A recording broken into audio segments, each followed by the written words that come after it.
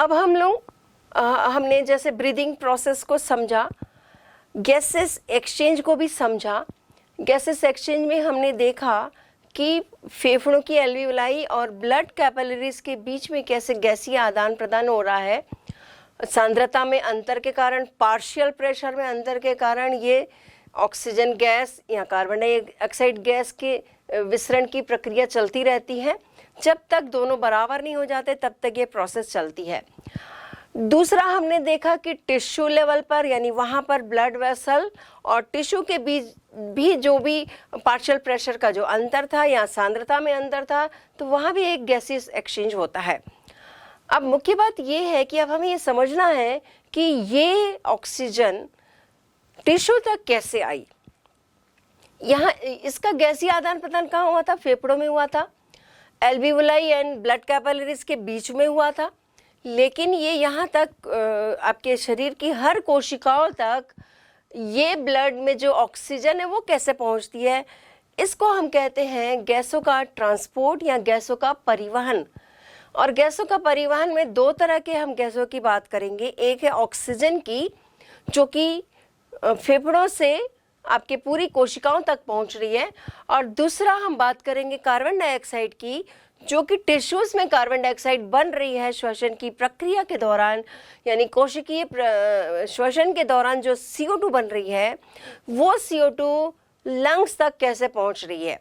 ये है गैसों का परिवहन। तो सबसे पहले हम गैसों के परिवहन में ऑक्सीजन के परिवहन की बात करेंगे। ऑक्सीजन का परिवहन कैसे होता है? तो ऑक्सीजन का परिवहन में मुख्य जो है वो ब्लड में पाया जाने वाला RBC है, यानी रेड ब्लड सेल्स है, जिसको इरिथ्रोसाइट्स भी कहते हैं। ये मुख्य रोल अदा करता है। और RBC में भी मुख्य रोल अदा करता है हीमोग्लोबिन, जो हीमोग्लोबिन के बारे में हमें जानना बहुत आवश्यक है। कभी कभी आप बीमार पड़ते हैं तो आपको ब्लड टेस्ट करने के लिए कहा जाता है, यानी ब्लड टेस्ट में यही चीज़ें देखी जाती हैं कि ब्लड के जो कंपोजिशन है, जिसमें RBC है, WBC है, प्लेटलेट्स हैं, प्लाज्मा है, या फिर उसमें हीमोग्लोबिन है, तो ये हीमोग्लोबिन अपने प्रॉपर कंटेंट में है कि नहीं, प्रॉपर रेशियो में है कि नहीं, यही चेक किया जाता है। या फिर देखा जाता है कि कोई और ऐसे ऑर्गेनिज्म, माइक्रो ऑर्गेनिज्म तो नहीं है जो डिसीज को शो कर रहे हैं। तो हर एक कंटेंट का एक वॉल्यूम होता है हमारे ब्लड में, तो वो वॉल्यूम प्रॉपर होने से ही हमारी जो सारी प्रक्रियाएं हैं वो प्रॉपर चलती हैं। तो जो ब्लड के ट्रांसपोर्ट, मतलब ऑक्सीजन के ट्रांसपोर्ट की जब हम बात कर रहे हैं, तो इसमें मुख्य भूमिका होती है हीमोग्लोबिन की। और हीमोग्लोबिन जो है RBC में पाया जाता है, और RBC में जो या कहना चाहिए रक्त का लाल रंग है, वो इसी हीमोग्लोबिन के कारण ही होता है। तो हीमोग्लोबिन क्या है? सबसे पहले हम हीमोग्लोबिन के बारे में समझ लेते हैं। तो हीमोग्लोबिन जो है अपने मूल रूप में ये बैंगनी रूप में रहता है, लेकिन जब ये ऑक्सीजन से संयुक्त हो जाता है, अस्थायी यौगिक बनाता है, तब ये चमकीले रंग का बन जाता है। तो धमनियों में जो हम कहते हैं ऑक्सीजनेटेड ब्लड बह रहा है, ये ऑक्सीजनेटेड ब्लड इसी हीमोग्लोबिन की उपस्थिति के कारण, यानी उसमें होता है हीम यानी आयरन, जिसके कारण ये लाल रंग होता है।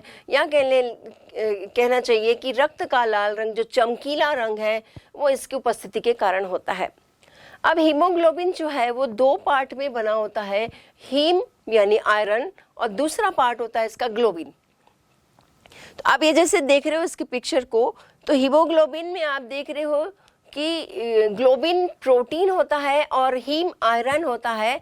4 आयरन अणुओं से ये संयुक्त रहता है, और ये चारों जो आयरन के अणु हैं, ये आयरन अणु ऑक्सीजन से संयुक्त होते हैं।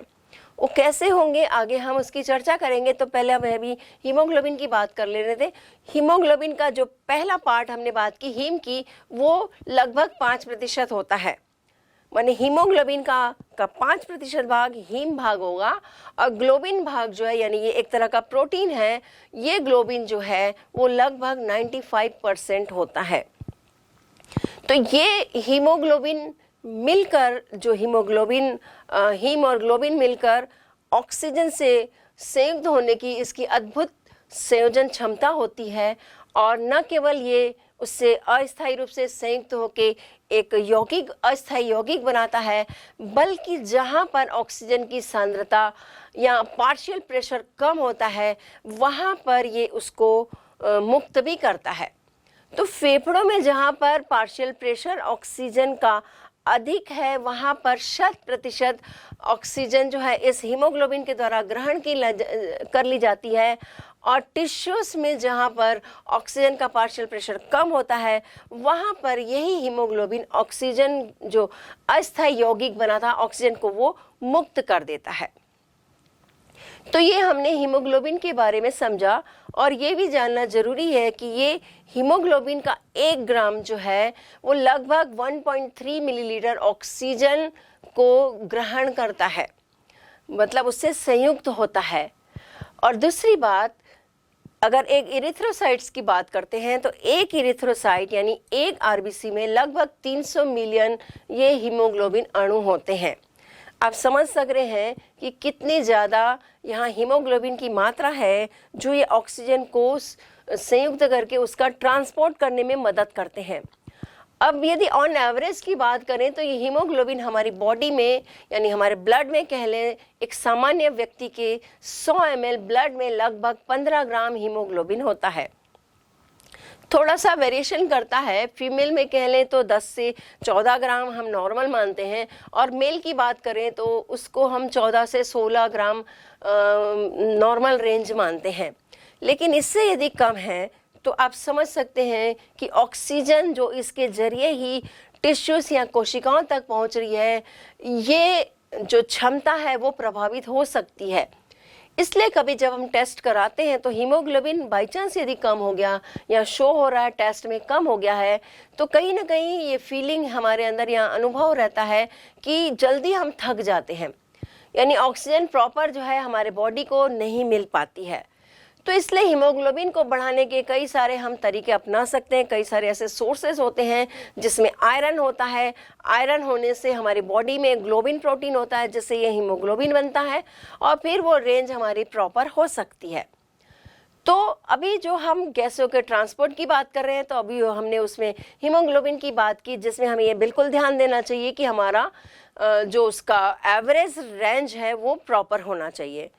अब हम देखते हैं कि ये ऑक्सीजन जैसे ही फेफड़ों में आती है, एल्वियोलाई में पहुंचती है यानी वायुकूपिकाओं में पहुंचती है, तो वहाँ पर जो कहना चाहिए ऑक्सीजन की सांद्रता है वो ज़्यादा होती है।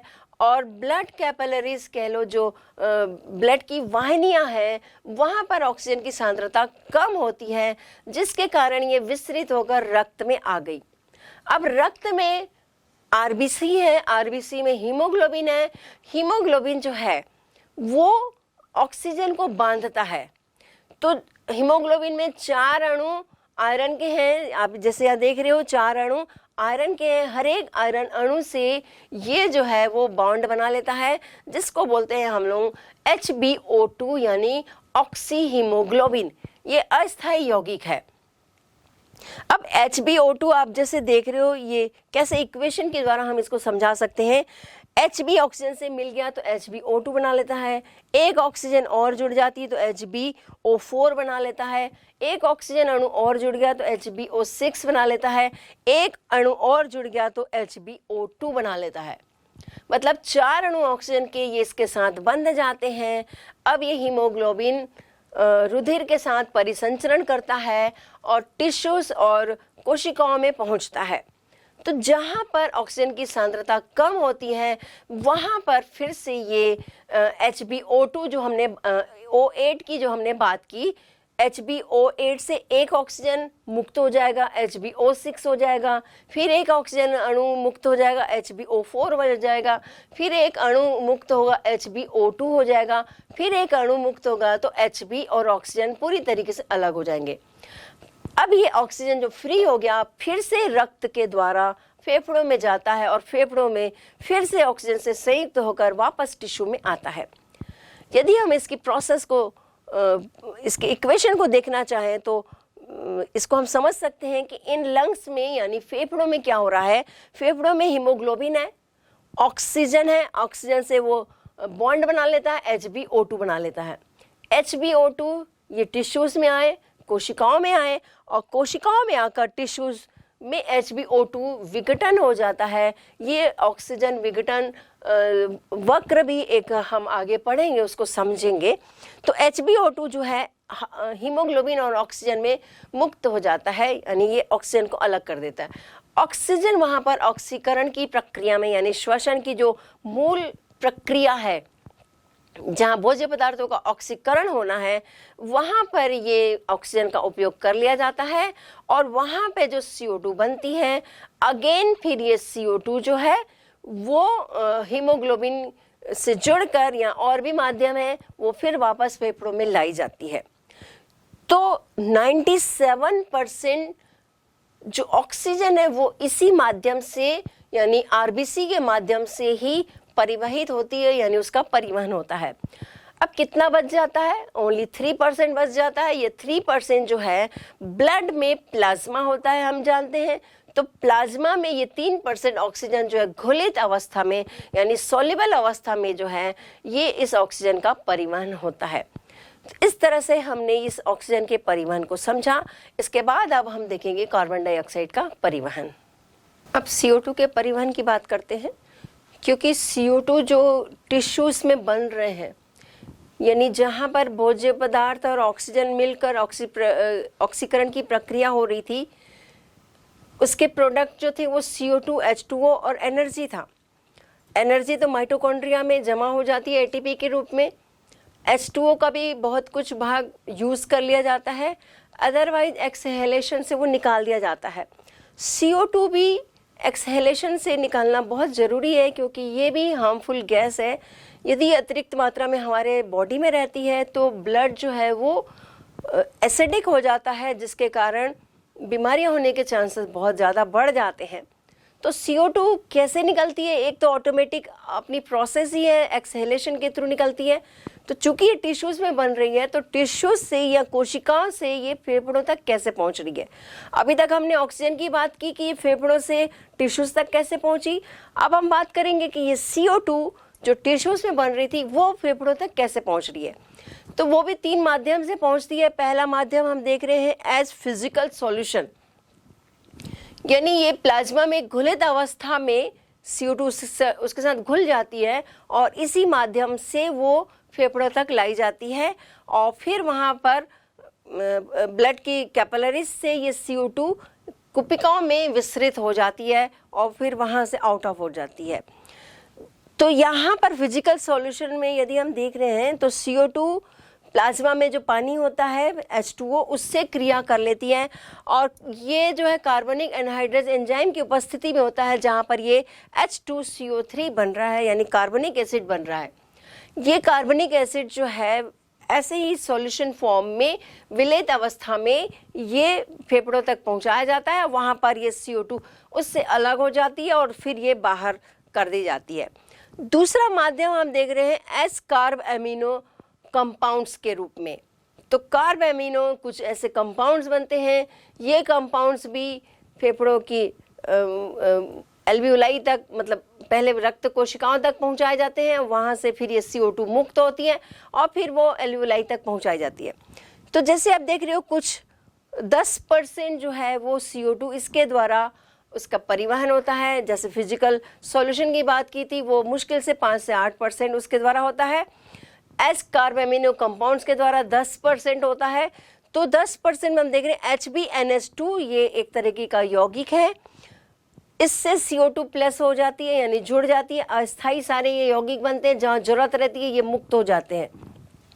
तो HbNH2OH ये कार्ब एमिनो कंपाउंड्स हैं, ये बन जाता है, और ये कंपाउंड्स जो है वहाँ ब्लड कैपिलरीज में पहुँचाया जाता है, यानी रक्त के परिसंचरण के माध्यम से रक्त की नलिकाओं में पहुंचाया जाएगा, वहां से CO2 मुक्त हो जाएगी और CO2 कुपिकाओं में पहुंचाई जाएगी या विसरित हो जाती है। तीसरा माध्यम है बायकार्बोनेट्स के रूप में। तो बायकार्बोनेट्स के रूप में 70% कार्बन डाइऑक्साइड का परिवहन होता है। अब ऊतकों से जो RBCS से विसरित होने वाली CO2 जो है, ऊतकों से RBCS यानी हम रेड ब्लड कॉर्पसेल्स की बात कर रहे हैं, RBCS में विसरित होने वाली जो CO2 है उसका अधिकांश भाग RBCS में जो पानी रहता है, H2O रहता है, उससे जुड़कर वो H2CO3 बना लेता है, यानी कार्बनिक एसिड बना लेता है। ये भी कार्बनिक एनहाइड्रेज एंजाइम की उपस्थिति में होता है। फिर ये H2CO3 तुरंत विघटित हो जाता है बाइकार्बोनेट आयन और हाइड्रोजन आयन के रूप में या प्रोटॉन के रूप में ये विघटित हो जाता है। HCO3 जो है वो RBC से वो प्लाज्मा में जाता है। अब ये दोनों चीज़ें हम देखें तो RBC में पोटेशियम आयन ज़्यादा रहता है और प्लाज्मा में सोडियम आयन ज़्यादा रहता है, प्रचुर मात्रा में होता है। RBC में जो पोटेशियम आयन है, क्योंकि वहाँ पर HCO3 आ चुका है, बाइकार्बोनेट आयन आ गया, तो ये पोटेशियम से जुड़ के पोटेशियम बाइकार्बोनेट बना लेता है।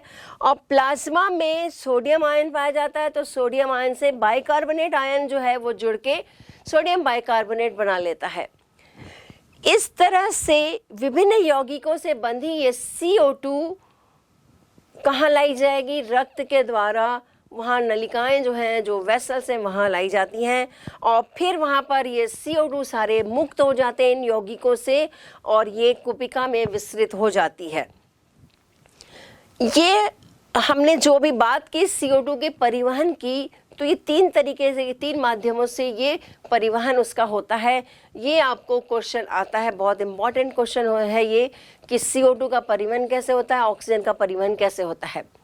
अब इनके सबके साथ हम एक और प्रक्रिया जो क्लोराइड शिफ्ट है या हैम्बर्गर फिनोमेनन भी जिसको कहते हैं, इसको समझने का प्रयास करते हैं। जहां अभी हमने CO2 के परिवहन की जब हम बात कर रहे थे, तो यहाँ पर आप इस पिक्चर के जरिए समझ सकते हैं कि CO2 और H2O मिलकर क्या बना रहे हैं? बाइकार्बोनेट आयन बनाते हैं, जिसमें बाइकार्बोनेट आयन और हाइड्रोजन आयन जो है वो अलग हो जाता है। फिर अब चूंकि HCO3 जो है वो प्लाज्मा में विसरित हो जाता है। अब चूंकि प्लाज्मा में विसरित हो जा रहा है तो RBCS के अंदर जो है वो सांद्रता प्रभावित होती है, उसकी उदासीनता, विद्युत उदासीनता यानी इलेक्ट्रोनेगेटिविटी प्रभावित होती है। तो प्लाज्मा से जो क्लोरीन है या क्लोराइड आयन है वो RBC में शिफ्ट होता है, क्योंकि वो संतुलित करना है, बैलेंस करना है। HCO3 वो भी निगेटिव आयन है, वो RBC से प्लाज्मा में जा रहा है और प्लाज्मा का जो क्लोराइड आयन है उसको संतुलन बनाए रखने के लिए वो वापस RBCS के अंदर में एंटर करता है। तो इसी को ही क्लोराइड शिफ्ट कहते हैं या हैम्बर्गर फिनोमेनन कहते हैं। कभी कभी 2 मार्क्स में ये भी प्रश्न आपको आता है, क्लोराइड शिफ्ट क्या है। तो इस तरह से अभी हमने जितनी भी बात की इस श्वसन तंत्र के अंतर्गत, तो पहले हमने अंगों की बात की, फिर हमने वो प्रोसेस की बात की जिसमें ब्रीदिंग प्रोसेस पहले आता था, सेकेंड आता था गैसों का एक्सचेंज था, थर्ड पार्ट था गैसों का ट्रांसपोर्ट यानी गैसों का विनिमय कैसे होता है। तो अभी तक हमने ये पूरी बात कर ली कि कैसे कैसे ये ऑक्सीजन कोशिकाओं तक पहुंचती है, CO2 वापस कैसे फेफड़ों तक पहुंचती है, ऑक्सीजन का क्या उपयोग हो रहा है और CO2 एक्सहेलेशन के द्वारा कैसे वो उसी वायु पथ से वो बाहर जाती है। ब्रीदिंग प्रोसेस में कौन कौन सी मसल्स काम करती हैं, वो सब चीज़ को हमने अच्छे से समझ लिया। अब कुछ बात है ऑक्सीजन विघटन, एक जो कर्व है वो ये भी कभी कभी आपको आता है, सिग्मॉइड कर्व रहता है, ये भी आपको कभी कभी ये क्वेश्चन आता है, तो इसको भी हम समझ लेते हैं। इसके साथ हम समझेंगे कि इस रेस्पिरेशन का कंट्रोल किसके द्वारा होता है और फिर इसके कुछ डिसऑर्डर्स हैं उसकी बात करेंगे। अब ऑक्सीजन विघटन चक्र यानी ऑक्सीजन डिसोसिएशन कर्व की बात करते हैं। ये जैसे आप कर्व देख रहे हैं, ये haemoglobin saturation and PO2 oxygen के पार्शियल प्रेशर के अकॉर्डिंग ये बनाया गया है। तो जैसे हम जानते हैं कि फेफड़ों में ऑक्सीजन की सांद्रता ज़्यादा है, हीमोग्लोबिन की जो क्वालिटी है वो ऑक्सीजन और CO2 दोनों के साथ उसकी बंधुता रहती है, एफिनिटी रहती है या बॉन्ड बनाने की उसकी कैपेसिटी रहती है। तो जिसकी सांद्रता जहाँ ज़्यादा रहती है वो उससे बॉन्ड पहले बनाता है। तो फेफड़ों में क्योंकि ऑक्सीजन ज़्यादा रहती है तो इसलिए वो ऑक्सीजन से बॉन्ड बना लेता है। ऑक्सीजन से जैसे बॉन्ड बनाता है वो HbO2 बन जाता है, ऑक्सी हीमोग्लोबिन बन जाता है और वो टिश्यूज में आता है। अब चूंकि वहाँ पर CO2 की सांद्रता ज़्यादा है, टिश्यूज में या कहना चाहिए कोशिकाओं में CO2 की सांद्रता ज़्यादा है, इसलिए फिर वहाँ जो Hb जो मुक्त हो गया था, ऑक्सीजन और हीमोग्लोबिन मुक्त हो जाते हैं, वह डिसोसिएट हो जाते हैं क्योंकि वहाँ ऑक्सीजन का उपयोग होना है। तो वहाँ पर CO2 की सांद्रता ज़्यादा होने से ये उससे फिर बॉन्ड बना लेता है, वो कार्ब एमिनो हीमोग्लोबिन के रूप में बना लेता है। तो इसको यदि एक कर्व के रूप में पेश किया जाए तो ये इस तरह का सिग्माइड या S टाइप का कर्व बनता है, जिसमें आप देख रहे हो पार्शियल प्रेशर पहला जो है CO2 20 mmHg है, वो लेफ्ट साइड हो गया। फिर आप बीच का देख रहे हो PCO2 40 mmHg है, नीचे का आप देख रहे हो 70 mm राइट साइड। मतलब ये जहाँ ज़्यादा होता है CO2 फिर Hb उससे कनेक्टेड हो जाता है, उससे बॉन्ड बनाता है। और फिर यही हमने जो बात की थी, ये कार्बोक्सी हीमोग्लोबिन जो है वो रक्त के जरिए रक्त की नलिकाओं तक पहुंचता है, वहाँ से फेफड़ों की कुपिकाओं में विस्तृत हो जाता है। अब हम बात करते हैं इसके नियमन की, यानी ये श्वसन जो है वो इसका कंट्रोल कैसे होता है। पहले हमने ब्रीदिंग प्रोसेस को भी समझा था कि ये मेडुला ऑब्लंगाटा और पॉन्स के द्वारा इसका नियमन होता है। अब ये पूरे श्वसन की प्रक्रिया को समझना चाहिए कि ये प्रक्रिया कैसे नियमित होती है। तो इसमें हम देखते हैं तंत्रिकीय नियमन होता है और रासायनिक समन्वय के द्वारा इसका नियमन होता है। दो तरीकों से होता है। तंत्रिकीय समन्वय में हम देखते हैं कि ये ब्रेन के जो मेडुला ऑब्लंगाटा है उसके द्वारा कैसे कंट्रोल होता है। तो जब ये तंत्रिकीय समन्वय होना रहता है या इसके द्वारा कंट्रोल होता है, तो हम सभी जानते हैं ब्रीदिंग प्रोसेस में जो इंटरकोस्टल मसल्स हैं या डायफ्राम की मसल्स हैं, ये जो कॉन्स्ट्रिक्ट होंगी या रिलैक्स होंगी, शिथिल होंगी, तो वो दोनों की प्रक्रिया पर ये मेडुला ऑब्लंगाटा जो है वो कंट्रोल करता है और जो भी परिस्थितियां आती हैं उसको एक कंट्रोल में, नियंत्रित वे में संचालित करता है इन सारी प्रक्रियाओं को। अब हम रासायनिक समन्वय की बात करते हैं तो ऑटोनॉमिक जो नर्वस सिस्टम होता है, जब कभी बॉडी में शरीर का ताप में यदि कोई परिवर्तन हो रहा है या ब्लड के pH में परिवर्तन हो रहा है या CO2 की अधिकता है या ऑक्सीजन की कमी है, तो ये जो भी परिस्थितियां हैं इनके अकॉर्डिंग जो है ऑटोनॉमिक नर्वस सिस्टम जो है वो भी सेम श्वासोच्छ्वास से रिलेटेड जो भी इंटरकोस्टल मसल्स हैं, डायफ्राम मसल्स हैं, इनको उद्दीपित करके नियंत्रित करने का प्रयास करता है, यानी श्वसन की प्रक्रिया इसके द्वारा नियंत्रित होती है। तो ये दोनों तरीकों से ये नियमित होती है, जो परिस्थितियां आती हैं उसके आधार पर इसका कंट्रोल होता है। अब तक हमने श्वसन के नियमन की बात कर ली। अब हमने जैसे देखा कि श्वसन की प्रक्रिया में जो श्वसन पाथ है जिसका संबंध बाहरी वातावरण से है, बाहरी हवा से है, और ये हवा जब हमारे अंदर श्वास मार्ग से होते हुए फेफड़ों तक जाती है, निश्चित रूप से हमारे नासा चैम्बर में जो रोम है वो जीवाणुओं को, रोगाणुओं को रोकने का प्रयास करते हैं, धूल को, कणों को रोकने का प्रयास करते हैं। लेकिन फिर भी कई बार ऐसे हो जाता है कि ये पैथोजेंस, ये बैक्टीरिया हमारे श्वास मार्ग के थ्रू लंग्स तक पहुंच जाते हैं, जिसके कारण बहुत सारे ऐसे डिसऑर्डर पैदा हो जाते हैं, विकार हो जाते हैं, जिनके बारे में हम कुछ तो हम जानते हैं, जैसे खांसना है, छींकना है, ये कुछ प्रतिक्रियाओं से हम वाकिफ हैं। तो ये कौन कौन सी ऐसे डिसऑर्डर्स होते हैं श्वसन संबंधी, इसको हम एक एक करके समझने का प्रयास करते हैं। तो सबसे पहले हम देखते हैं खांसी। खांसी क्यों आती है हमें? एक तो बैक्टीरियल इन्फेक्शन हो सकता है, उसमें तो कफ बनता है, वो वाली बात हो गई। लेकिन कभी कभी हमें अचानक से ऐसे खांसी आती है, वो खांसी क्यों आती है? तो ये खो खो करके जो एक आवाज के रूप में प्रदर्शित होने वाली प्रतिक्रिया है, ये भी तंत्रिकीय नियंत्रण में होने वाली एक प्रतिवर्ती क्रिया, यानी रिफ्लेक्शन है जिसको कहते हैं हम, वो है।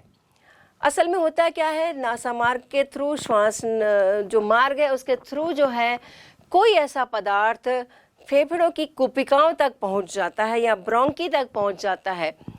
अब इस पदार्थ को बाहर निकालना रहता है, तो बाहर कैसे निकलेगा? तब ये प्रक्रिया होती है। और इस प्रक्रिया में होता क्या है कि कम से कम 2.5 लीटर वायु को अंदर प्रवेश कराया जाता है और वोकल कार्ड्स एंड एपिग्लॉटिस को बंद किया जाता है, यानी उस समय बंद हो जाते हैं। श्वासोच्छ्वास की प्रक्रिया कुछ पल के लिए रुक जाती है और तब फिर जो इंटरकॉस्टल मसल्स हैं, डायफ्राम की पेशियां हैं, वो संकुचित होती हैं और एक प्रेशर के साथ जब हवा का दबाव अंदर बढ़ जाता है, तब इस हवा के दबाव के साथ खो की आवाज़ से, खांसी की आवाज़ के साथ ये बाहर निकलता है। तो ये पदार्थ ऐसी प्रेशर वाली हवा के साथ ही बाहर कहना चाहिए नासा मार्ग के थ्रू बाहर हो सकता है, यहाँ मुंह के द्वारा बाहर होता है। तो ये एक प्रतिवर्ती क्रिया है। फिर हम दूसरा देखते हैं छींकना। भी आप जानते हो कभी कभी छींक आती है, लेकिन ये खांसी की तुरंत तुलना में ये इसकी निरंतरता कम रहती है। इसमें क्या होता है, हमने उसमें बात की थी कि फेफड़ों की कुपिकाओं या ब्रोंकाई तक कोई पदार्थ पहुंच गया। इसमें क्या होता है, जो नेजल चैम्बर है वहाँ तक नासा मार्ग में या नासा वेश्म में जब कोई पदार्थ पहुंच जाता है जिसके कारण ये उद्दीपित हो जाता है, उद्दीपन के कारण वहाँ पर भी वो प्रेशर बढ़ जाता है। तो फिर एक हवा जोर से अंदर ली जाती है और प्रेशर के साथ वो उस पदार्थ को लेकर सांस जो है वो बाहर जाती है और एक छीं की आवाज़ आती है जो बाहर निकलती है। तो इसमें भी वो कोई पदार्थ अंदर हमारे अंदर घुस जाता है जिसको निकालना जरूरी रहता है और छींक के बाद लगातार से वो फिर बाहर निकलता है।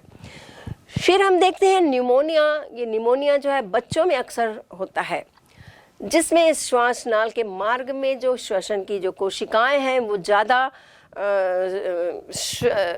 लिम्फ का या कहना चाहिए श्लेष्मा का, म्यूकस का सीक्रेशन करने लगती है, ज़्यादा जमा हो जाता है, एल्वेओलाई में ज़्यादा जमा हो जाता है, जिसके कारण सांस लेने में कठिनाई होती है। हमने पहले भी बात की थी कि जो फेफड़ों के जो वायु कुपिकाएं हैं वो बहुत ही महत्वपूर्ण है। जितना वर्ग उसका क्षेत्रफल है, सतह का जो क्षेत्रफल जिसको हमने 100 वर्ग मीटर या 99 वर्ग मीटर या 90 वर्ग मीटर की बात की थी, तो इतना बड़ा जो श्वसनीय सतह है, इन सब के कारण जैसे निमोनिया है, आगे हम कुछ और भी रीज़न देखेंगे जिसके कारण ये भर जाता है और भरने के कारण क्षेत्र कम हो जाता है और फिर सांस लेने में कठिनाई होती है। तो ये निमोनिया जो है एक तरह का बैक्टीरियल इन्फेक्शन है जो डिप्लोकोकस निमोनिया के द्वारा होता है। अब हम कफ कोल्ड की बात करते हैं। ये भी हम इससे आम परिचित हैं। जब मौसम बदलता है तो सर्दी जुकाम हो जाता है। ये वायरस से होने वाला इन्फेक्शन है, यानी विषाणु के द्वारा संक्रमित होते हैं। अगर ये ज़्यादा दिन तक संक्रमित रहते हैं तो ब्रोंकाइटिस या फिर निमोनिया होने की संभावनाएं ज़्यादा बढ़ जाती हैं। इसमें भी वहाँ नासा मार्ग में कोशिकाएं जो हैं श्लेष्मा का सिक्रेशन ज़्यादा करती हैं, जो वायु कुपिकाओं में भर जाता है, उसका क्षेत्र कम हो जाता है और फिर श्वसन यानी सांस लेने में तकलीफ होती है। इसमें कुछ और भी लक्षण हैं, जैसे सिर दर्द है, बुखार है, नाक का बंद होना है या फिर सांस लेने में कठिनाई होती है। ऐसे कुछ लक्षण आमतौर पर देखे जाते हैं। अब होपिंग कफ है, ये भी एक तरह से आपके श्वसन से संबंधित, श्वासा मार्ग से संबंधित एक बीमारी है जो बच्चों में ज़्यादातर होती है। 2 से 5 साल तक के बच्चों में अधिकतर ये देखी जाती है और ये भी एक बैक्टीरिया से होने वाली बीमारी है जो है हीमोफिलस पर्टिसिस। ये एक तरह का बैक्टीरिया है जिससे ये होती है। इसमें भी निरंतर खांसी आती है और रात में ज़्यादा आती है। अगर इसका इलाज ना किया जाए तो इवन इससे डेथ भी हो सकती है। फिर है अस्थमा। अस्थमा यानी दमा। ये भी कभी आपने अपने आसपास ऐसे रोगी, ऐसे पेशेंट को देखा होगा जब कभी तापमान में गिरावट आ जाती है या फिर परागकण यानी जैसे बारिश के दिनों में परागकण हवा में घूमते हैं या फिर कोई बाह्य पदार्थ ऐसे एंटर कर जाता है या फिर ऐसे कोई खाद्य पदार्थ लेने से किसी को एलर्जी हो जाती है, तो ये दमा जो है उसके कारण होता है। इसमें भी कुपिकाएं जो हैं लसिका से भर जाती हैं और श्वसन क्षेत्र कम होने के कारण सांस लेने में तकलीफ होती है। फिर है टीबी यानी ट्यूबरकुलोसिस। तपेदिक, जिसको हम कहते हैं या क्षय रोग भी कहते हैं, ये माइकोबैक्टीरियम ट्यूबरकुलोसिस से होने वाला बीमारी है। और इसमें जो बैक्टीरिया है वो फेफड़ों की कुपिकाओं में जाकर स्थापित हो जाता है, वहाँ की कुपिकाएं रेशों में बदल जाती हैं, जिसके कारण ये श्वसन क्षेत्र कम होने के कारण सांस लेने में तकलीफ होती है। अब एक और रोग पल्मोनरी फाइब्रोसिस की बात करते हैं। ये भी लगभग टीबी के समान फेफड़ों में पहुंचने वाला जीवाणु है, जीवाणु जिसके द्वारा ये रोग होता है। खानों में काम करने वाले जो मजदूर हैं या जो कर्मचारी हैं उनको ये अक्सर होता है। उसमें भी वही फेफड़े की कोशिकाएं जो हैं यानी एल्वियोलाई जो है वो रेशे में परिवर्तित हो जाती हैं और जिससे दम घुटने लगता है। एक और रोग है एम्फाइसीमा, इसे बूढ़ों का रोग कहते हैं। और ये वायु प्रदूषण यानी ऐसे जगह जहाँ पर वायु प्रदूषण ज़्यादा है या धूम्रपान करने वाले जो लोग हैं या स्मोकिंग जो करते हैं, सिगरेट बीड़ी वगैरह पीते हैं, उनमें ये ज़्यादातर रोग पाया जाता है। इसमें एल्वियोलाई जो है वो संकुचित हो जाती है, पतली हो जाती हैं और ऑक्सीजन कम होने पर फिर दम घुटने लगता है। एक और रोग हाइपोक्सिया की बात करते हैं। ये हाइट पर जैसे जाते हैं, मतलब पहाड़ों पर जैसे ऊपर चढ़ते हैं, या फिर वायुदाब कम हो जाता है, या फिर साइनाइड की विषाक्तता ऐसी जगहों पर जहाँ पर साइनाइड जैसे विषाक्त या कहना चाहिए खानों में जो काम करते हैं वहाँ पर ये विषाक्तता पाई जाती है। तो वहाँ पर पाए जाने वाले ये लोगों में जो है ये वाली हाइपोक्सिया बीमारी हो सकती है, जिसमें ये ऑक्सीजन उपलब्ध होता है लेकिन ऑक्सीजन का उपयोग वो नहीं कर पाते हैं। एक और लंग कैंसर, बहुत कॉमन सी बात है जो हमने अक्सर सुना है।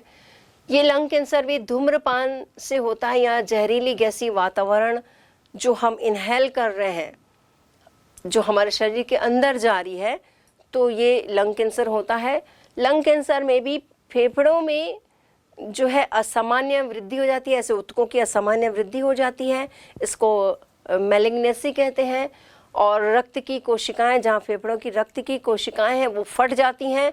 और ये जब कहना चाहिए बाद की स्टेज की बात कर लें, हम सेकेंड या थर्ड स्टेज की बात कर लें, जब रोग ज़्यादा बढ़ जाता है तब ये रक्त की नलिकाएं फट जाती हैं और रोगी को खून की उल्टियाँ होती हैं। इस तरह से हमने ये कुछ डिसऑर्डर की बात की। अब एक और मुख्य बात हम करने जा रहे हैं जिसमें हम बात करते हैं कि हमें जो हम सांस लेते हैं अक्सर वो नाक से, कई लोग ज़रूरत पड़ने पर मुंह से भी सांस लेने लग जाते हैं, तो इसका दुष्प्रभाव भी हो सकता है। नाक से हमने जैसे पहले बात की थी, जब हवा अंदर जाती है तो छन कर और उसका तापमान जो है हमारे शरीर के तापमान के बराबर हो जाता है, तो उस अवस्था में अंदर वो पहुंचती है। लेकिन मुंह से सांस लेने से वो जो रोगाणु हैं या डस्ट पार्टिकल्स हैं वो एज इट इज़ हमारे श्वास मार्ग में फेफड़ों तक पहुंच सकते हैं, जो हमें बीमार करने की संभावना ज़्यादा हो सकती है। तो कोशिश करनी चाहिए हमारा जो श्वसन है वो नाक से ही ज़्यादा हो। लेकिन जैसे अभी हम बात भी कर रहे हैं तो भी बात के थ्रू भी कई ऐसे रोगाणु या कहना चाहिए हवा में जो भी जर्म्स हैं वो एंटर करते हैं, लेकिन हमारा डिफेंस मैकेनिज्म भी अंदर तगड़ा रहता है जिसके कारण हम बच भी जाते हैं। लेकिन कुछ ऐसे विषाणु जीवाणु जो अंदर प्रवेश कर जाते हैं वो डिसऑर्डर पैदा कर भी देते हैं यदि उनकी मात्रा ज़्यादा है तो बच्चों आज हमने इस तरीके से इस श्वसन तंत्र के सभी पार्ट का बहुत अच्छे से अध्ययन किया। श्वसन तंत्र क्या है, श्वसन तंत्र की फिजियोलॉजी क्या है, इसका नियमन क्या है, इसके डिसऑर्डर्स क्या हैं, सबको हमने बेहतर तरीके से समझने का प्रयास किया। Thank you.